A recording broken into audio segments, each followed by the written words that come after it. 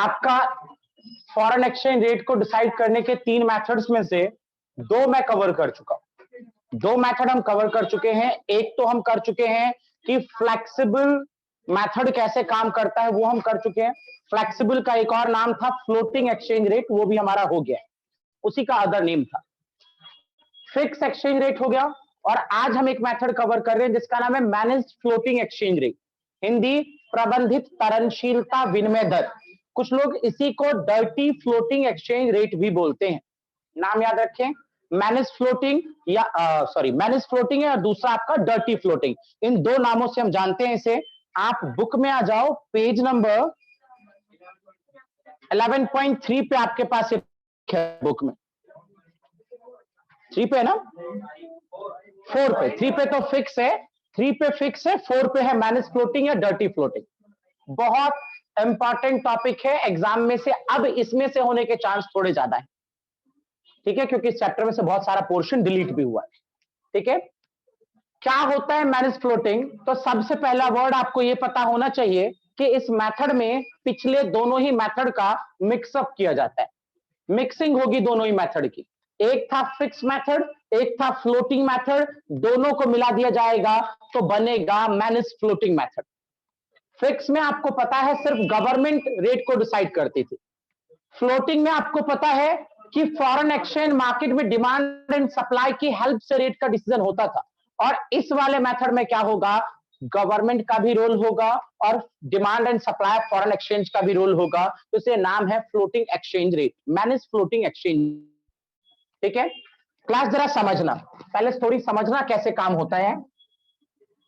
ये देखो, जब फॉरेन एक्सचेंज का डिमांड कर और फॉरेन एक्सचेंज का सप्लाई कर, जब ये दोनों एक दूसरे को इंटरसेक्ट करेंगे और रेट का डिसीजन हो जाएगा, ये रेट का डिसीजन हो गया,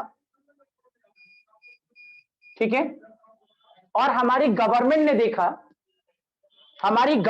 देखा कि जो ये रेट है, ये रेट बहुत ज्यादा हाई है। ध्यान देना सभी लोग, भाई डिमांड और सप्लाई की हेल्प से रेट का डिसीजन हो गया, और रेट डिसाइड होने के बाद जब गवर्नमेंट ने देखा तो गवर्नमेंट को लगा यार फॉरेन एक्सचेंज रेट तो बहुत ज्यादा हाई हो गया, हमें इसे एक कंट्रोल रेट में लाना पड़ेगा, मतलब हमें इसे मैनेज करना पड़ेगा, बहुत हाई हो गया, हमें इसे विद इन लिमिट लाना पड़ेगा, थोड़ा कम करना पड़ेगा। तो इस सिचुएशन में गवर्नमेंट तुरंत कैसे अप्रोच करेगी, आरबीआई से बात करेगी। आपको मैं foreign BOP balance of payment और मनी एंड बैंकिंग के बैंकिंग चैप्टर में भी 2 बार ये बात बोल चुका हूं कि आरबीआई के पास फॉरेन करेंसी का स्टॉक होता है।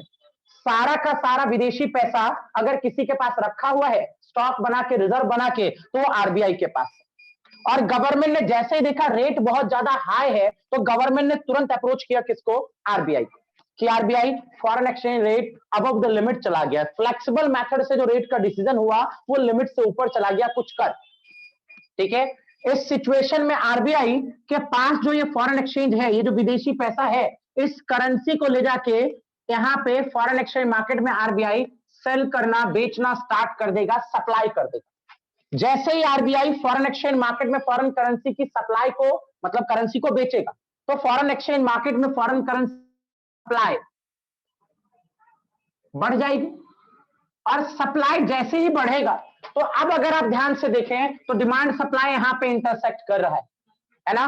रेट जो बहुत हाई हो गया था फॉरेन एक्सचेंज रेट, वो खुद ब खुद विद इन लिमिट के अंदर आ जाएगा, मतलब कि रेट जो हाई हो गया था वो रेट दोबारा से कम हो जाएगा। ये तब होता है जब रेट ऑफ एक्सचेंज बहुत ज्यादा हो।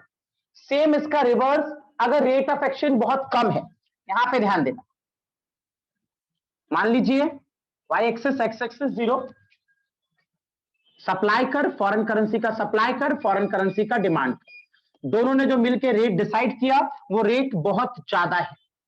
दोबारा से वही बात, गवर्नमेंट अप्रोच करेगी आरबीआई को, और आरबीआई इस बार क्या करेगा, इस बार फॉरेन एक्सचेंज मार्केट में आएगा और आके यहां से परचेज करके ले जाएगा फॉरेन करेंसी, विदेशी पैसा यहां से खरीद के ले जाएगा।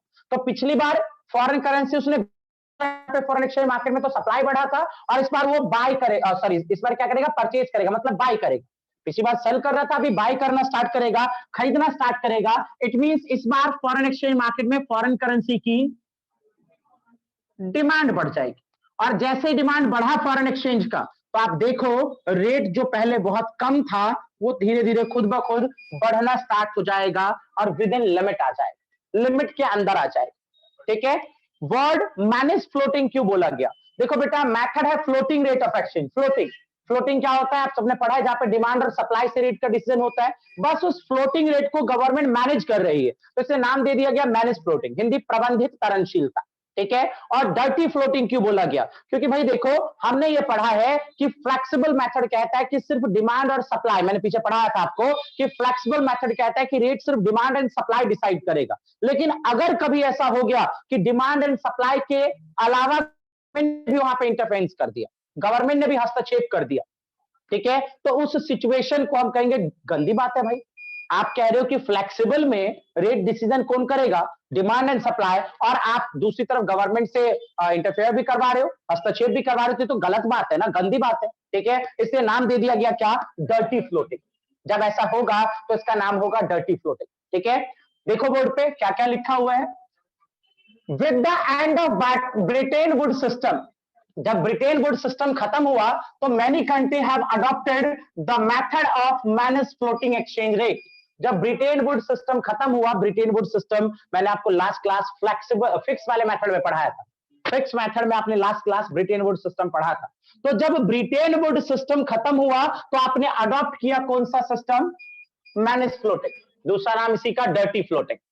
It refers to a system in which foreign exchange rate कौन डिसाइड करेगा? Market force and central bank. याद रखिए, मार्केट फोर्स और सेंट्रल बैंक, मतलब फॉरेन करेंसी की डिमांड सप्लाई, डिमांड सप्लाई का तो रोल होगा ही होगा, साथ में दूसरा किसका रोल होगा? सेंट्रल बैंक का। लोग कहते हैं गवर्नमेंट का, गवर्नमेंट तो इनडायरेक्टली है, पीछे से, डायरेक्टली कौन है? Central bank. ठीक है, तो मार्केट फोर्स और सेंट्रल बैंक दोनों मिलके इन्फ्लुएंस करेगी रेट ऑफ एक्सचेंज को इस मेथड में। बोलो क्लियर है सबको?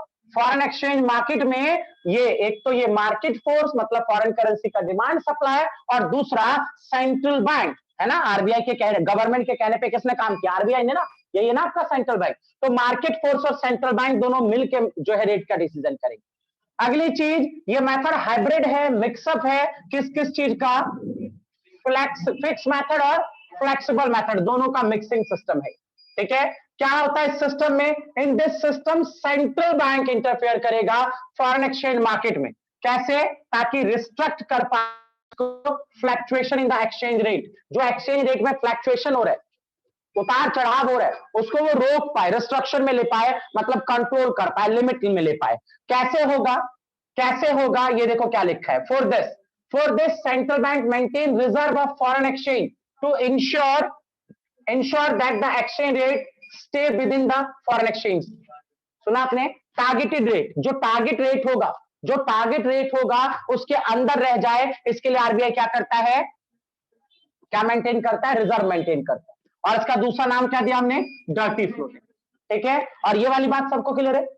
अगर आरबीआई को लगता है कि रेट को डाउन करना है तो क्या करेगा? वो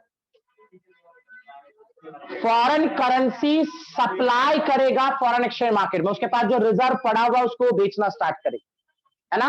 और अगर उसे लगता है, जैसे इसमें मैंने आपको दिखाया, और अगर उसे लगता है कि क्या करना है, रेट बहुत कम है, तो फिर आरबीआई क्या करेगा?